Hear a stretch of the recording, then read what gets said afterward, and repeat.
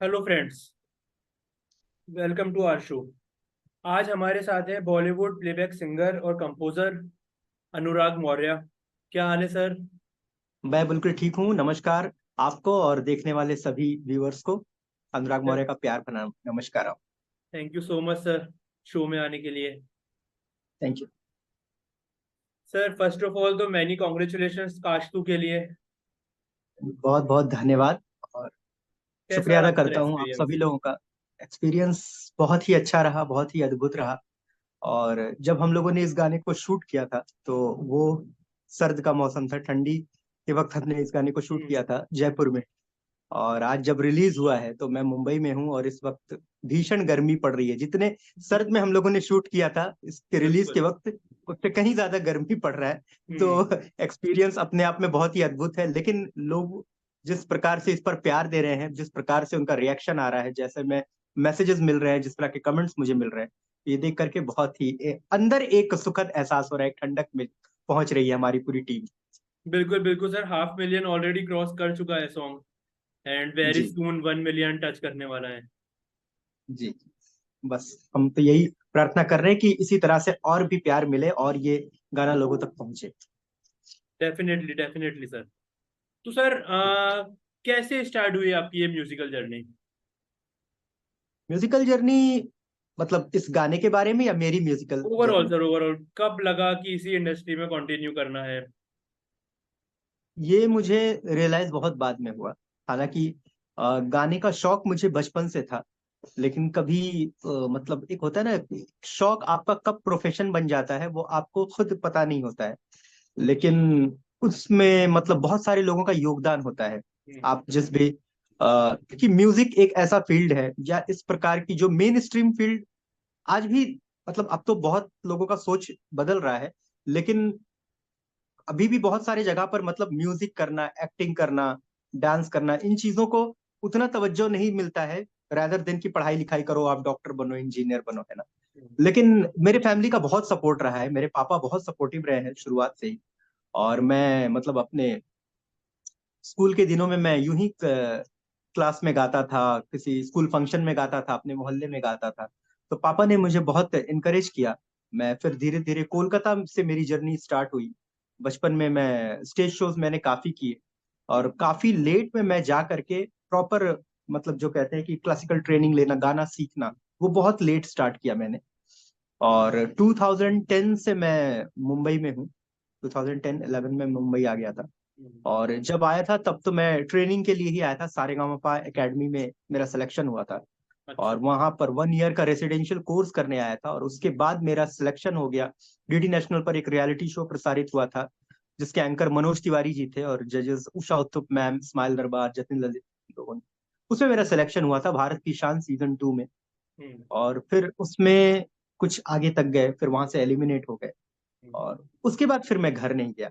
और तब से मैं मुंबई में ही म्यूजिक को परस्यू कर रहा हूँ। हम्म। और धीरे धीरे करते करते करते तकरीबन आज मेरे more than 150 songs world wide release हो चुके हैं। हम्म। Film, non film, jingles, ads, TV serials इत्यादि सभी मिला हम्म। के जर्नी अच्छी चल रही है।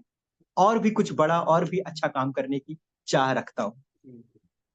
सर अभी तक की जर्नी में कोई ऐसा रूटीन जो आप पर्टिकुलर फॉलो करते हैं? जो बहुत सारे आर्टिस्ट का अपना कुछ एक रिचुअल अपन कैसे कह सकते हैं, यह एक जी रूटीन होता है, राइट? तो जी। कुछ आपका भी है बट ऐसा? सच बताऊं तो मेरा कोई रूटीन नहीं है। एक्चुअली जो मेरा रूटीन है वो बहुत ही ज्यादा क्या कहते हैं, बहुत अनहेल्दी रूटीन फॉलो करता हूं मैं। बट व्यूवर्स, आप लोग प्लीज इससे प्रेरित मत होइएगा, मैं इस चीज को बढ़ावा नहीं दे रहा हूँ। लेकिन मैं एक चीज में मैं बिलीव करता हूँ। हम्म। मैं ये मानता हूँ चाहे वो अच्छी चीज हो चाहे बुरी चीज हो, किसी भी चीज की आदत नहीं लगनी चाहिए आपको। बिल्कुल। जैसे स्टार्टिंग में मतलब मैं बहुत ज्यादा सोचता था हम्म। अपने गले को लेकर के, अपने हेल्थ को लेकर के। अगर मेरा कल ऑडिशन है कहीं पे या कल किसी प्रोग्राम में मुझे परफॉर्म करना है तो मैं 2 दिन पहले से ही काफी ज्यादा मतलब कॉन्शियस हो जाता था और नर्वस हो जाता था कि हम्म। मुझे ये नहीं खाना है, मुझे बहुत ध्यान रखना है, मुझे एकदम टाइम पे सो जाना है। ये चीजें कहीं ना कहीं आप ना चाहते हुए भी आप ना एक मेंटल हेल्थ के शिकार हो जाते हो। सो बिंदास रहने का। हाँ, अब ऑब्वियसली अगर आपका कहीं रिकॉर्डिंग है तो आप ये नहीं कि आप आइसक्रीम खा रहे हो, कोल्ड ड्रिंक्स पी रहे हो, वो चीजें नहीं करनी चाहिए। लेकिन बहुत ज्यादा बांधना भी नहीं चाहिए।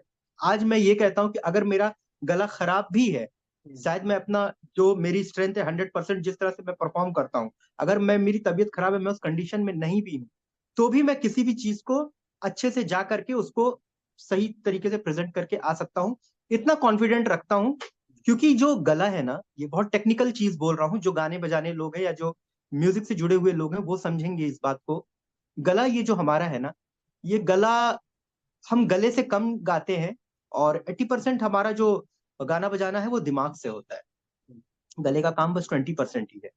तो अगर गला एक टूल है, उसको आपको जो है क्या कहते हैं, खाद पानी देना पड़ेगा ताकि वो सही रहे। लेकिन अगर नहीं भी है, लेकिन अगर आप दिमाग सही से है ना, सपोज आपका गला आज डाउन है, आप कोई गाना अगर आप पर्टिकुलर किसी पिच पर किसी स्केल पे गाते हो, आप एक स्केल कम गाओ, लेकिन आपका आप साइकोलॉजिकल आपका सब कुछ सही है ना, तो आप उस कम स्केल में भी आप अच्छे से परफॉर्म करके आ जाओ।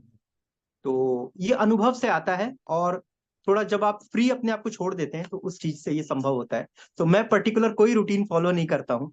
मेरा कभी कभी रात में रिकॉर्डिंग रहती है तो हम लोग 3-3 बजे 4-4 बजे तक भी जगते हैं। तो इस तरह का रहता है, लेकिन वही है, ये चीजें कभी हावी नहीं होती अपने ऊपर। वो और दिखता है सर आपके ऑब्वियसली प्रोजेक्ट्स के अंदर, जी जी बिल्कुल। क्या डेडिकेशन कोशिश यही लेवल है। रहती है, कोशिश यही रहती है कि लोगों को जब, क्योंकि जब काम हमारा जब लोगों के सामने आ रहा है, तो वो कोई ये देखने नहीं जा रहा आपने किस हालात में रह करके इसको बनाया है, आपने सोया है। काम जब सामने आ रहा है तो वो उसमें 100%, आपका 200% दिखना चाहिए, और कोशिश वही रहती है कि वो दिखे। जी। सर कोई, हर इंसान के नो किसी न किसी चीज से इन्फ्लुएंस होता है, राइट? जी। तो आपकी, एक कह सकते हैं अपन कि आपको किस चीज ने इन्फ्लुएंस किया?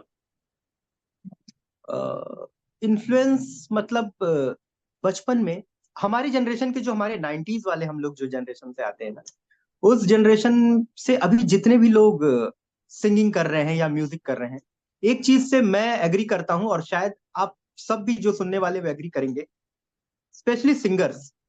उस जनरेशन के सभी लोग कहीं ना कहीं, चाहे वो लड़का हो या लड़की, सोनू निगम से जरूर इंस्पायर हुए होंगे। बिल्कुल। वो सबके आइडल हैं, और हम्म। वो रहेंगे।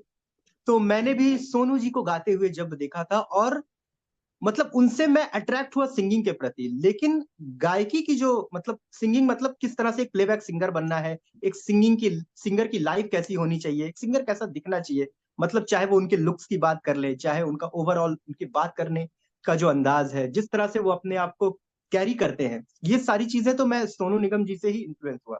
लेकिन गायकी की जहां तक बात है, ये मैं रफी साहब से बहुत ज्यादा मैं प्रेरित हुआ हूँ। और सोनू निगम साहब भी, वो भी रफी साहब से ही प्रेरित हैं। तो मैं बचपन में रफी साहब जी के गाने में स्टेज पर परफॉर्म किया करता था। तो वहां से मुझे बहुत लोग मतलब बहुत प्यार करते थे, बहुत सराहते थे। और उनके गाने गा गा करके, बहुत सारे ऐसे गाने होते थे जिनका ऑडियो कैसेट उस समय अवेलेबल नहीं हो पाता था, ओरिजिनल कैसेट नहीं मिल पाते थे, कोई गाने होते थे। तो उसका जो क्या कहते हैं, उसके कवर वर्जन के कैसेट हमें सोनू जी की आवाज में मिलते थे। रफी अच्छा। की अनमोल यादें, अच्छा। Volume 1 volume 2। तो वो उसमें भी सोनू जी का बहुत बड़ा हाथ है, कि रफी साहब को तो हम गाना तैयार करते थे रफी साहब जी का, लेकिन हम सुनते थे सोनू निगम की आवाज में। तो ये जो मिश्रण जो हुआ है ना, सोनू निगम जी का और रफी साहब का मेरे जीवन में, ये बहुत ही मतलब अमूल्य योगदान है, जिसके कारण मैं आज जो भी गा बजा पाता हूँ, ये कहीं ना कहीं उनका ही इनपुट है। इन दो लोगों का बहुत इन्फ्लुएंस है मेरी जिंदगी में, और इन दो लोगों से ही प्रेरित हुआ हूँ। अब तो मैं सबको सुनता हूँ, एक वक्त था जब मैं सिर्फ रफी साहब और सोनू निगम, तीसरे कोई सिंगर का गाना ही नहीं सुनता था मैं। ऐसा भी समय रहा है। जी। सर वक्त के साथ साथ आपको क्या लगता है किस तरीके से ये इंडस्ट्री जो है ना वो चेंज हुई है? बहुत चेंज हुई है, और परिवर्तन तो संसार का दस्तूर है, होना भी चाहिए। बिल्कुल।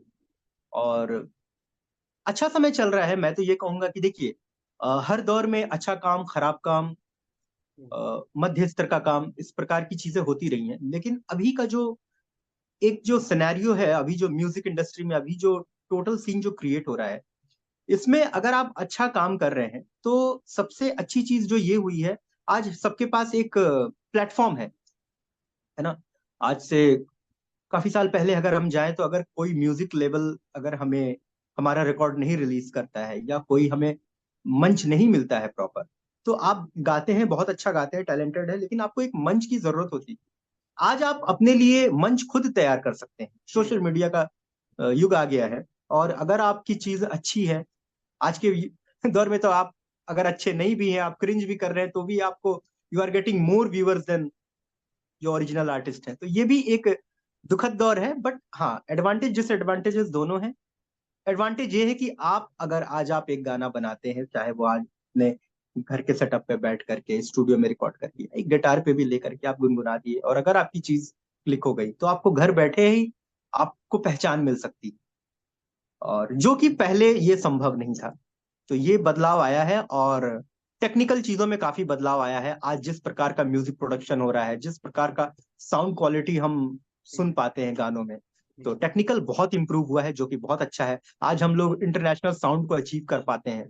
आज मतलब टेक्निकल, चाहे वो साउंड की बात करें, चाहे विजुअल्स की बात करें, आज स्काई इज द लिमिट।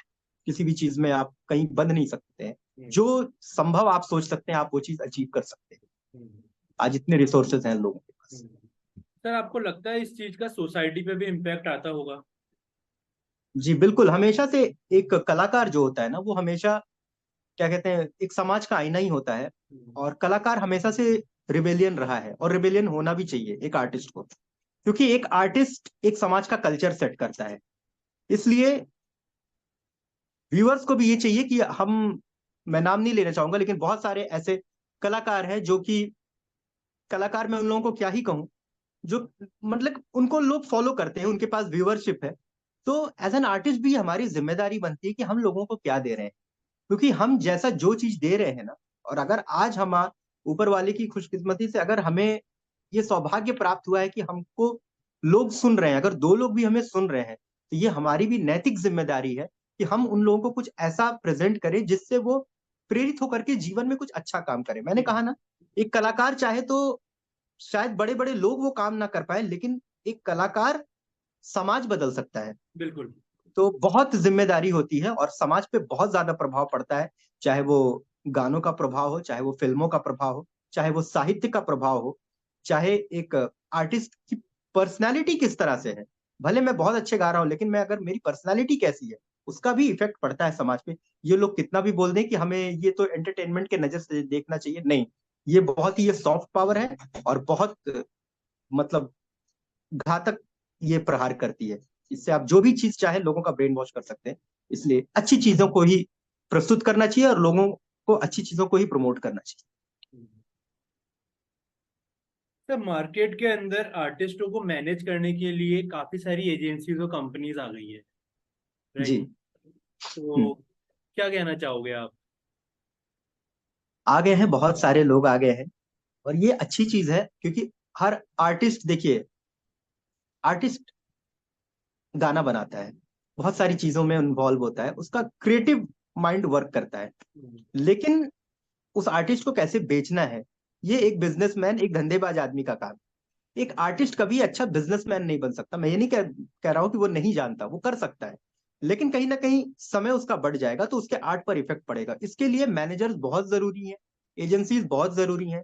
लेकिन इसमें ये होना चाहिए कि जो मैनेजर्स हैं वो आर्टिस्ट के बारे में सोचें, और आर्टिस्ट की भी ये जिम्मेदारी बनती है कि वो भी अपने मैनेजर के बारे में सोचें। ये टू वे प्रोसेस है। इसमें लोग जब एक दूसरे का साथ देंगे, तब ये तारतम्य बहुत अच्छा चलेगा, और इसमें सबका फायदा है। इसमें आर्टिस्ट का भी फायदा है, इसमें एजेंसी या जो उनके मैनेजर्स हैं उनका भी फायदा है। और इस तरह से एक आर्टिस्ट को नर्चर जो होने के लिए जो चीजें चाहिए, वो एक अच्छा मैनेजर ही उसको प्रोवाइड करा सकता है। तो ये बहुत अच्छी चीज है। बहुत सारे मैनेजर्स आ गए हैं जो बहुत तरह के आर्टिस्ट को मैनेज कर रहे हैं, बहुत सारे डिफरेंट डिफरेंट काइंड के इवेंट्स हो रहे हैं, फेस्टिवल्स हो रहे हैं। तो ये बहुत अच्छी चीज है। जो अपॉर्चुनिटीज लोग सोचते भी नहीं थे कि जिस प्रकार का शो होना चाहिए, जैसा स्टेज, वो आज because of this managers, because of this event organizers, ये चीजें मैनेज हो पा रही हैं। एक आर्टिस्ट के दम दायरे में इतनी चीजें नहीं कि वो ये सब चीजें भी मैनेज कर सकते। तो बिल्कुल। ये पूरा क्रेडिट इन लोगों को जाता है, मैनेजर्स और एजेंसीज को जाता है। ये बहुत अच्छी चीज है। इस तरह के और भी लोग आगे आने चाहिए। और मैं ये भी बोलना चाहूंगा कि एक मैनेजर या एक एजेंसी को सिर्फ ये नहीं देखना चाहिए कि बहुत ही जिसका बड़ा नाम है या बहुत ज्यादा व्यूवरशिप है। एक आर्टिस्ट, आप आर्ट को देख करके आप उसे प्रमोट कीजिए। भले आज उसकी जीरो फॉलोइंग हो, कोई आर्टिस्ट है, लेकिन अगर उसमें टैलेंट है ना, उसको वो मंच दिलाएं। ये उन मैनेजर्स, उन एजेंसी से भी मैं कहना चाहता हूँ। हाँ एक अल्टीमेटली आर्टिस्ट को सर, नर्चर करना उनका काम है। बिल्कुल जी बिल्कुल, अल्टीमेटली एक आर्ट, एक कला ही प्रमोट होगी उससे, बिल्कुल, बहुत जो जरूरी कि है। जो कि उस एजेंसी का कोर वर्क होना चाहिए। बिल्कुल, सब कुछ बिजनेस नहीं बना लेना चाहिए, बिजनेस तो है ये, लेकिन ये एक आर्ट फॉर्म से जुड़ा हुआ बिजनेस है, तो आर्ट जिंदा रहना बहुत जरूरी है। सर काफी टाइम हो गया आपको इस इंडस्ट्री के अंदर, काफी सारे जी, मूवमेंट्स आए होंगे अभी तक आपकी लाइफ में। ये मुझे तो लगता है अभी मैं बस कल आया हूँ। तो कोई जी, ऐसा मेमोरेबल मोमेंट जो आप शेयर करना चाहें? अ, मेरे लिए देखिए सर, हर रिकॉर्डिंग मेरे लिए मेमोरेबल होती है। मैं जब भी माइक के सामने जाता हूँ, या जब भी किसी किसी म्यूजिक डायरेक्टर से भी मिलने भी जाता हूँ, तो वो हर दिन एक परीक्षा की घड़ी होती है। हम्म। और हर मोमेंट पे अपने आप को जीरो से स्टार्ट करके उस दिन के लिए, उस प्रोजेक्ट के लिए, उस गाने के लिए आपको प्रूव करना होता है। हम्म। तो हर गाना मैं जब गाता हूँ ना, तो आप विश्वास नहीं करेंगे, वो जब मॉनिटर रूम से जब ओके आता है ना कि ओके आ जाओ माइक पे, हो गया इतना, तो वो हर एक मोमेंट मेरे लिए मेमोरेबल होता है। हम्म। और जहां तक बात करें कि सच में जो चीजें जहन में रह जाती, तो एक मैं जब सबसे पहले जब इंटरनेशनल टूर करने गया था, मैं यूके गया था आज से 4-5 साल पहले। वो मेरे लाइफ का फिलहाल के लिए मेरे लिए बहुत ही मेमोरेबल मोमेंट था, क्योंकि अमूमन हम जब परफॉर्म करते हैं तो जैसे मल्टीपल आर्टिस्ट होते हैं किसी मंच पर, वहां पर मैं भी परफॉर्म कर रहा हूँ, फला सिंगर, ये फला सिंगर या कुछ है। फर्स्ट टाइम मेरा फॉरेन में शो हो रहा था, लंदन में शो था, मैनचेस्टर में शो था, और सिर्फ मेरे नाम से शो था, वो मेरा पहला शो था। टिकट्स बिके थे, सोल्ड आउट शो था। तो और वो जीवन का वो एक ऐसा क्षण था जिसमें मेरे को लगा कि यार ये चीज मैं करना चाहता था, और ये चीज हो रहा है, तो वो हमेशा मेरे जिंदगी में एक अहम पल के तौर पे वो यादें जिंदा रहेंगी मेरे साथ। जी। सर अभी आपने प्रोजेक्ट्स का जिक्र किया, जी। तो कौन से हैं अपकमिंग प्रोजेक्ट्स आपके जिन पे अभी आप वर्क कर रहे हैं? जी, अपकमिंग प्रोजेक्ट्स वैसे तो बहुत सारे हैं, जिनके बारे में बात करना भी थोड़ी सी जल्दबाजी होगी, लेकिन कुछ प्रोजेक्ट्स के बारे में मैं बता देता हूँ। एक गाना मैंने डुएट गाया है आकांक्षा शर्मा के साथ। वो ओके। गाना रिकॉर्ड हो गया है, बहुत जल्दी वो शूट पर जाने वाला है, मे बी नेक्स्ट मंथ हम लोग शूट पर जा रहे हैं उस गाने के लिए। और कुछ कुछ कोलैबोरेशंस मैं कर रहा हूँ, कुछ अंडरग्राउंड आर्टिस्ट के साथ मैं कुछ इंटरेस्टिंग कोलैबोरेशन लेकर के आने वाला हूँ, हम्म। जिसमें रैप पार्ट भी होगा, सिंगिंग पार्ट भी होगी, और कुछ रीजनल सॉन्ग्स मैं कर रहा हूँ। हम्म। तो ये सब कुछ चीजें, और ऑब्वियसली कुछ भक्ति गाने भी मेरे आने वाले हैं। तो और एक कहानीबाज द स्टोरी टेलर, एक वेब सीरीज आने वाली है जिसका टाइटल ट्रैक मैंने गाया है, ओके। और लिखा मेरे छोटे भाई ने है। हम्म। तो ये चीजें हैं पाइपलाइन में। और कुछ जो मैंने बात की, कुछ रीजनल प्रोजेक्ट, उसमें मैं कुछ भोजपुरी में कुछ बहुत ही इंटरेस्टिंग लेकर के आने वाला हूँ। अच्छा। भोजपुरी, लेकिन not in typical Bhojpuri style. उस उसमें मैं कुछ हम्म। बॉलीवुड का तड़का लगा करके, उस तरह से चीजें कुछ चल रही हैं। वो हम्म। बहुत जल्दी मैं अनाउंस ऑफिशियली अनाउंसमेंट होगा उस चीज का। हम्म। जी। सर एट द एंड क्या मैसेज आप देना चाहेंगे अपने फैंस को या बिगनर्स को जो इस इंडस्ट्री में कंटिन्यू करना चाह रहे हैं? बिगनर्स को मैं यही मैसेज देना चाहूंगा कि आप सबसे पहले अच्छे से म्यूजिक को सीखें, म्यूजिक को जानें, और काम करते रहें। काम से मतलब ये नहीं है कि आप मतलब आपको कोई म्यूजिक डायरेक्टर अगर जब तक नहीं गवाता है या कहीं आप, तो वही काम है। आप खुद से अपने आप को एनालाइज कीजिए, आप क्या गा रहे हैं, इसमें सुधार लाइए, और अपनी चीजें आप रिलीज कीजिए। हम्म। रिलीज। हम्म। हेलो, सुनाई दे रहा है? मेरी आवाज आ रही है? हम्म। हाँ। तो मैं यही कह रहा था कि बहुत सारे लोग ना मुझे मैसेज करते हैं, जैसे बहुत सारे बिगनर्स लोग हैं कि भैया हम भी गाते हैं, हम लिखते हैं, हमें मौका दो। मैं बोलता हूँ भाई, मौका देने वाला मैं कौन होता हूँ? मैं कोई बहुत बड़ा कोई तुर्रम खान नहीं हूँ मौका। और मैं सच्ची में बताऊं कि हम्म। आज के डेट में ना कोई किसी को मौका दे भी नहीं सकता है। कोई अगर बोले ना कि बिल्कुल। आओ मैं तुम्हें मौका देता हूँ, झूठ, सबसे बड़ा झूठ है। कोई किसी को मौका दे नहीं सकता है, आप खुद अपने आप को प्रूव करते हैं, सामने वाला आपसे प्रभावित होता है, वो आपको गवाता है, तो वो उसको लगता है कि उसकी चीज अच्छी और अच्छा साउंड करेगा, या आप थोड़े सक्सेसफुल है तो लगता है कि उसकी चीजें और अच्छा प्लेटफॉर्म उसको मिलेगा, उसकी चीजें फैलेंगी। वो बेसिकली आपको मौका नहीं दे रहा है, वो अपना फायदा देख रहा है, इसलिए कोई किसी को मौका नहीं देता है यहाँ पे। आप खुद अपने आप को प्रूव करते हैं और मौका क्रिएट करते हैं, कोई किसी को मौका यहाँ देने नहीं बैठा है। तो अपना काम करें, एज एन इंडिपेंडेंट आर्टिस्ट अपने आप को नर्चर करें, अपने आप को निखारें। और आज बहुत सारे ऐसे प्लेटफॉर्म है जहां पर आप वर्ल्ड वाइड अपना गाना रिलीज कर सकते हैं, तो रिलीज करें। और आपकी चीजों में दम होगा, आप अच्छे होंगे, तो डेफिनेटली आप करते रहेंगे, करते रहेंगे, करते रहेंगे, एक दिन आपकी चीजें जरूर लोगों तक पहुंचेगी। इसलिए मेरा यही कहना है कि आप काम करें और अच्छा काम करें। That's it. बिल्कुल बिल्कुल sir. Thank you so much sir, show में आने के थैंक यू लिए। जी। And thank you best of luck आपके जो भी अपकमिंग प्रोजेक्ट्स हैं। एंड वी विश कि जी। आप इसी तरीके से अच्छा वर्क करते रहें और हम सबको ऐसे ही एंटरटेन करते रहें। बिल्कुल साहिल जी, बहुत बहुत धन्यवाद आपका भी for having me in your show. और वेलकम सर। बहुत जल्दी हम लोग फिर से जुड़ेंगे किसी नए डेफिनेटली। गाने के साथ। बिल्कुल और डेफिनेटली सर, बहुत डेफिनेटली। बहुत धन्यवाद सभी व्यूवर्स को, जिन लोगों ने इतना प्यार दिया, और इस तरह से आप अपना अपना प्यार और आशीर्वाद देते रहे और मेरे गाने सुनते रहे। नमस्कार।